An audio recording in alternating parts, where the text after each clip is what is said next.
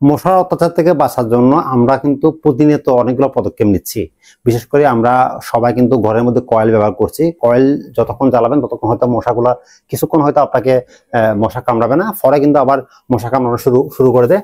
আর আপনারা জানেন যে কয়েল কিন্তু বানানো হয় কেমিক্যাল দিয়ে, আর কেমিক্যালের এই ধোঁয়া যখন আপনার নাক দিয়ে একবার ফুসফুসে প্রবেশ করবে, এতে কিন্তু আপনার শ্বাসকষ্ট সহ নানান ধরনের জটিল রোগের সৃষ্টি হতে পারে।